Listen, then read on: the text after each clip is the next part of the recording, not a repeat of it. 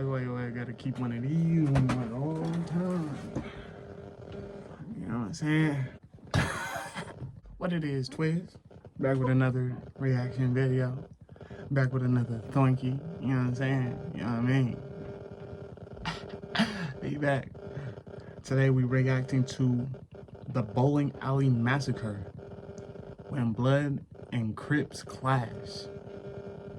Today's video is by Hood Politics. You know what I'm saying? Shout out to bro. Let's get into it. Straight into it.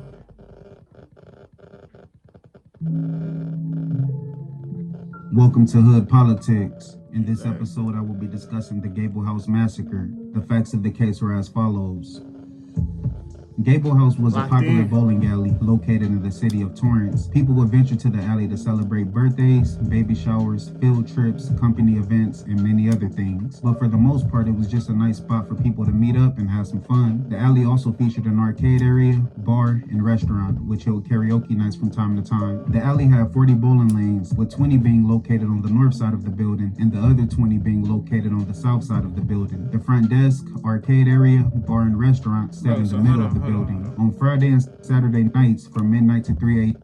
Bro, if you don't know, it's like sometimes I see LA as like New York type shit, you feel me? You got different cities in one city, bro. A lot of people like to say like, oh yeah, I'm in Hawthorne, that's LA. Nah, that's the city of Hawthorne, nigga. Culver City, that's the city of Culver. You know what I'm saying? Like, you got East LA, you got West LA, you feel me? You got Hollywood. It's not all the same part. So this story that's happening basically is in like the southern part, the more south, next to like Hawthorne and shit. What do you say, Torrance? Type shit. If you ain't do your homework before you came to this video, then no. Do your homework.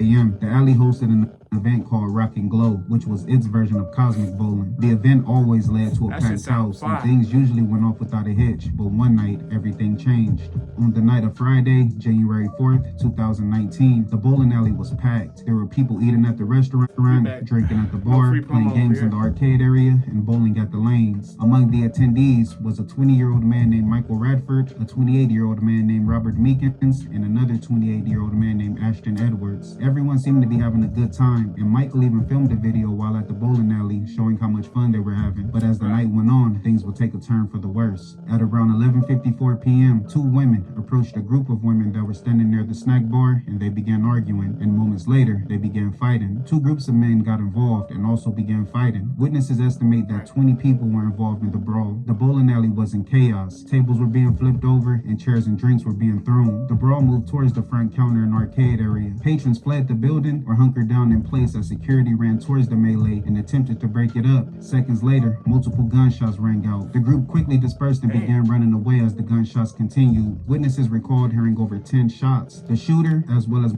So you telling me someone was getting packed up in a fight? It was getting packed up and whipped blick out and shot into a crowd of people. You know somebody got hit. Somebody for sure got hit. Somebody probably like mine, like, you feel me? Somebody's daughter, bro. Somebody got hit, bro. Otherwise we wouldn't be here. So that's right.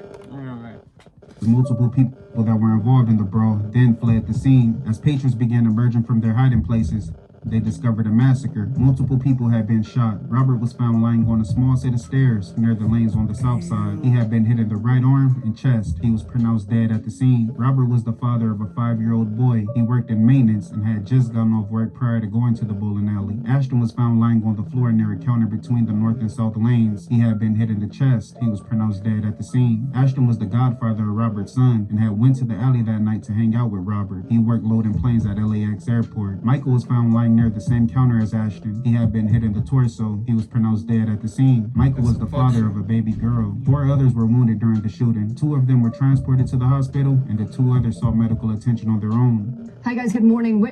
So wait, before this shit happened, bro. So let me get this straight. Niggas just going out to have fun. going to the bowling alley and whatnot. Fight go off somehow, some way, you know what I'm saying? Maybe your blood crip ran into each other, boom, squabbling. Somewhere along the line, somebody getting packed up so bad that they gotta whip Blick out.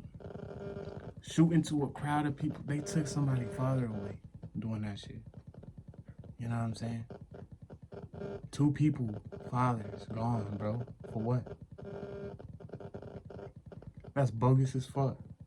Witnesses are describing a chaotic scene after gunfire broke out at that bowling alley. The shooter situation. We have multiple subjects down inside and outside Gable House. Overnight, police racing to the scene after calls of shots fired at the Gable House Bowl in Torrance, about 20 miles south of Los Angeles. Authorities saying just before midnight, a verbal fight broke out between a group of women. It turned physical, with others getting involved. Moments later, gunshots. So as they were fighting and then the guys got into the fight and people were up and down, then probably not even a good minute later, we heard gunshots. Pop, pop, pop, pop, pop, pop. The scuffle sending terrified customers running for cover. I seen people running and I heard gunshots and I tried to get down and my daughter is right there, my niece is right there. I told everybody to get down. Police and EMS rushing in to help the victims. Authorities saying 3 people were pronounced dead at the scene while others were injured and rushed to the hospital. Detectives arrived at the scene and began their investigation. They saw multiple surveillance cameras positioned throughout the building and knew that the incident had to be caught on video. They also found that multiple people had recorded the incident on their cell phones, and the footage had already made its way to social media. While reviewing the footage, investigators saw a man pull a gun from his right pocket, extend his right arm, and open fire 11 times, all while holding a styrofoam cup in his left hand. After speaking to witnesses, investigators were able to get a full scope of the incident at the bowling. That's a whole YN blicked up the whole bowling alley. It's a whole fucking, said styrofoam cup in their hand, Glock in the other, Glock 19 in the other, switch, fully attached. What the fuck? Nah, that's not even, that's, whoa. Fuck no. Fuck no. It's believed that a woman invited multiple people to the bowling alley that night, and some of them happened to be from rival gangs. Michael was a member of the Hat Gang Watts Crips and went by the nickname Lil J-Bone. Robert was a member of the 4-Pack Gangster Crips and went by the nickname Tank. Ashton was also a member of the 4-Pack Gangster Crips and went by the nickname Stro. The 4-Pack is an alliance of gangs located on the east side of South Central. The alliance is comprised of the 4 Deuce, 4 Trey, and 4 8 Gangster Crips. Both Robert. Look at that shit right there, bro. All them neighborhoods, bro, and all of them got cliques, bro, got gangs, bro. But your enemies is on the, like, next block, nigga. Next block. Nah, that shit crazy, nigga. Robert and Ashton It ain't even a drive, bro. The woman had also invited multiple rival blood gang members, in particular the Bloodstone Villains. The 4-Pack and the Bloodstone Villains are bitter rivals and have been at war for over 40 years. This feud has resulted in numerous shootings and multiple murders, and with both gangs being present at the bowling alley, it was only a matter of time until they clashed. Many reported the night going smoothly early on, with one group staying near the south lanes. They steady trying to free promo. And the others staying near the north lanes. But as more people arrived, the tension began to grow, and once alcohol was introduced into the equation, things went bad. Investigators quickly learned the identity of the shooter. It was a 47-year-old man named Reginald Wallace. Reginald was a well-respected member of the Bloodstone Villains and went by the nickname.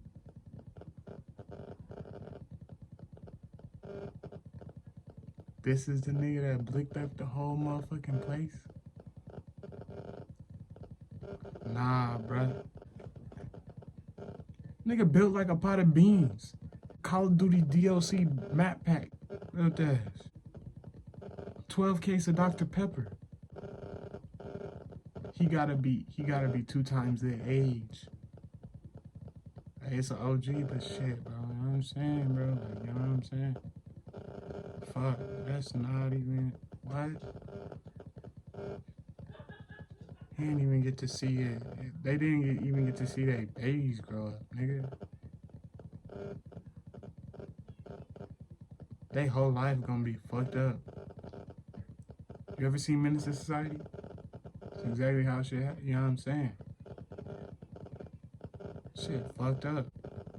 This is the nigga that took, you know what I'm saying, bro? Yeah, damn. Let's see what happened. Let's see what happened. I mean, Meanwhile, family and friends began showing up to the bowling alley after news of the shooting began to spread. They stood next to the police crime scene tape in the parking lot and watched as investigators took witness statements and emergency workers wheeled victims out of the bowling alley on stretchers. Soon afterwards, they were notified of their loved ones' conditions. In the following hours and days, candlelight vigils were held and memorials were placed in front of the bowling alley. 2 days after the shooting, on Sunday, January 6 at 4:18 a.m., detectives and SWAT officers arrested Reginald near the intersection of 4th Street and Western Avenue in the neighborhood of Koreatown, just west of downtown LA. He was apprehended without it. And when I'm out there, I'm always over there on 3rd Street. You know what I'm saying? What street he said he was on? In Koreatown, 4th Street, Western.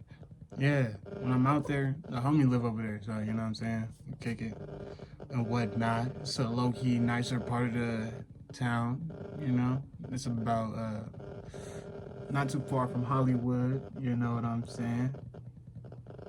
And that's not even like that far. That's about like 20 miles from where he did this shit, bro. Like this nigga wasn't even smart. What? Bro is rich. Something ain't right. Something ain't right with all this. Cause why is he staying in, why is he still in the city? Why is he, you know what I'm saying, bro? Too big to get out the city? My bad. In the neighborhood of Koreatown, just west of downtown LA, he was apprehended without incident. Reginald was no stranger to law enforcement and had accumulated a long rap sheet throughout the years. In June of 1989, as a juvenile, he was convicted of first-degree murder. In 1997, he was convicted of possessing a firearm within a school zone. In 1998, he was convicted of assault with a firearm. He was released in 2017 after serving 17 years in prison, and he was on parole at the time of the shooting. Reginald was charged with 3 counts of murder for the deaths of Michael Radford, Robert Meekins, and Ashton Edwards. He was also charged with 4 counts of attempted murder and possession of a firearm by a felon, as well as gun and gang enhancement charges. Reginald was booked into the Los Angeles County Jail and held without bail. He later pled not guilty. Investigators searched his home in San Pedro and found the same clothes that he had been wearing on the night of the shooting. The gang allegations were later dropped during a preliminary hearing. The trial began on Monday, June 13th, 2022. The prosecutors in the case were John Chang and Robert Song. Song painted Reginald as a gang member with a long rap sheet and a propensity for violence. Song told the court that Reginald wasn't involved in the fight and he could have stayed out of it, but he chose to murder 3 people. He went on to say that Reginald didn't know the victims, but he did intentionally target them during the shooting. Song played video of the incident for the jury. He pointed out Reginald wearing a tan t-shirt, watching the fight from a distance. He then walked towards the entrance, extended his right arm, and opened fire towards the brawl. Song said Reginald separated from the fight and then used the chaos as cover while he opened fire. He then left the bowling alley. He walked towards the south entrance of the parking lot along 200. So this nigga didn't even know why he was blicking, bro. He just seen the chaos and took that as an opportunity to, you know what I'm saying, just let off some shots, air this shit out. But why though? Like that's what I'm saying. It's like why, nigga? He wasn't even a part of the fight. It seemed like he was by the door. Nah, that's some fuck shit. That's some fuck shit, bro. Cause he didn't even have to do all that. He didn't even know them niggas, for real. Probably didn't even know where they was from, for real. What the fuck, bro? That's some crazy shit, bro. And the crazy part is it happened like that. You heard him, he said they was going just to kick it, basically.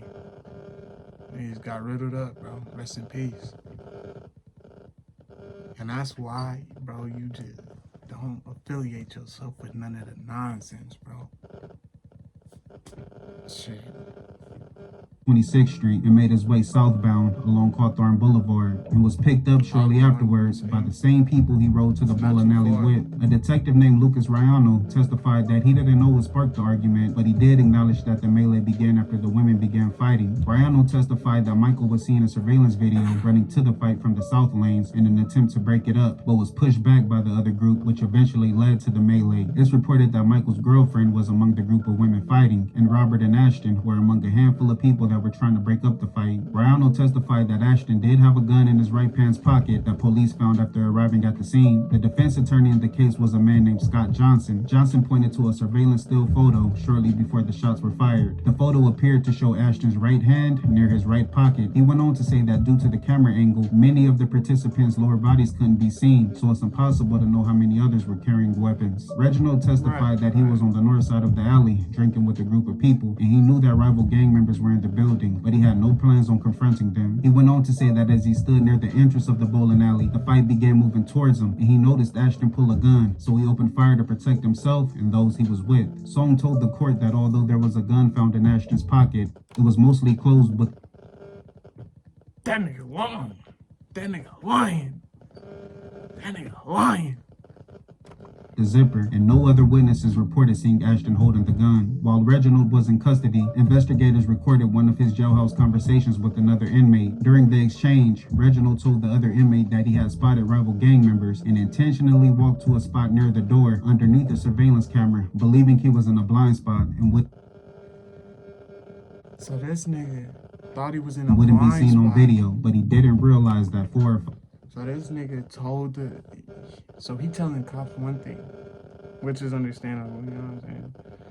And then doesn't know that there's a double agent inside his cell and starts spilling the beans. Like he know this nigga, like that nigga is his friend since childhood. And they caught this nigga the fuck up. Caught him up. 5 other cameras were facing his direction and had captured the shooting. Johnson said Reginald was practicing situational awareness and had learned to avoid trying to sound weak while talking to another inmate. He went on to say that the inmate wasn't a reliable witness because he stood to be rewarded for cooperating with prosecutors. Members of Michael, Robert, and Ashton's families spoke during the trial and told the court how the shooting impacted them. Michael's mother, Michelle Miller, told Reginald, "You tore up 3 families." She noted that her son wasn't alive long enough to be there for his daughter's first birthday and said that she wanted to ensure that Reginald doesn't ever walk out of prison again. Robert's mother, Angeline Hubbard, said in a statement read in court on her behalf that she keeps asking herself why Reginald shot her son. She wrote, "Do you have any regrets? Do you think about Robert? As Robert's mother, I hope you never see the light of day." Robert's son also had a statement read in court on his behalf. It read, "He was my everything, and you took all that away from me. I will never forgive you." Ashton's sister, Ashley, called Reginald a coward. She said it doesn't get any easier as the 4-year anniversary of his murder had grown closer. She went on to say that her and Ashton were close, and she usually hung out with them on Friday nights, but wasn't able to on the night of the shooting because she had a dentist appointment. Johnson told the court that Reginald has spent the majority of his life behind bars, and he feels immense remorse for what happened. He went on to say that Reginald is not a monster and is a human being who as a child was not given the chances others had. During the closing arguments, Chang classified the shooting as a gang-motivated triple murder. He said the shooting was willful and premeditated. He called Reginald's actions a series of choices that will forever change the lives of those at Gable House that night, including those that weren't injured but had to run for cover when they heard gunfire. On Friday, June 24th, 2022, the verdict was in. After less than 2 hours of deliberation, a jury found Reginald guilty of 3 counts of murder for the deaths of Michael Radford, Robert Meekins, and Ashton Edwards, as well as 4 counts of attempted murder and 1 count of being a felon in possession of a firearm. On Friday, September 30th, 2022, Reginald Wallace was sentenced to life in prison without the possibility of parole. In 2023, after 60 years in business, Gable House was demolished. The property was purchased for $21 million by Intracorp and is set to become the site of 218 luxury apartments and businesses. The project is slated to be completed by mid-2025. I want to thank you guys for tuning in. Please like, comment, and subscribe. Shit. Shout out to her politics. That was heavy. That was heavy.